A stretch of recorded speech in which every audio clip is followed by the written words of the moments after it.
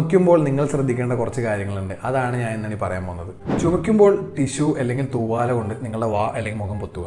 ഇനി നിങ്ങളുടെ അടുത്ത് തൂവാല ഇല്ലെങ്കിൽ നിങ്ങളുടെ എൽബോയിലേക്ക് ചുമയ്ക്കുക.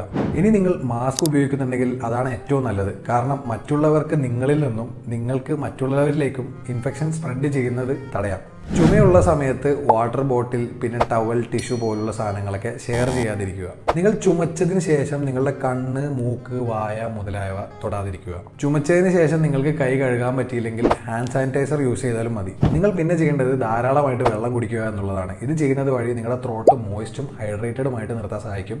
അതുവഴി നിങ്ങളുടെ ചുമയും കൺട്രോൾ ചെയ്യാം. ജങ്ക് ഫുഡായ ഫ്രഞ്ച് ഫ്രൈസ്, ബർഗർ പോലുള്ളവയൊക്കെ ചുമയ്ക്കുന്ന സമയത്ത് പരമാവധി ഒഴിവാക്കുക. കാരണം ഇതിൽ ഓയിലിയും സ്പൈസിയുമായിട്ടുള്ള കണ്ടന്റ് വളരെ അധികമാണ്. അത് ചുമയെ കൂട്ടാൻ സാധ്യതയുണ്ട്. ഞാൻ ഈ പറഞ്ഞ ടിപ്സുകളൊക്കെ നിങ്ങൾ ട്രൈ ചെയ്തിട്ട് നിങ്ങളുടെ ചുമ കുറയുന്നില്ലെങ്കിൽ നിങ്ങൾ തൊട്ടടുത്തുള്ള ഒരു ഡോക്ടറെ കാണുന്നത് വളരെ നന്നായിരിക്കും. നിങ്ങളും നിങ്ങളുടെ വേണ്ടപ്പെട്ടവർ സേഫ് ആയിട്ട് ഇരിക്കാൻ വേണ്ടി ഞാൻ ഈ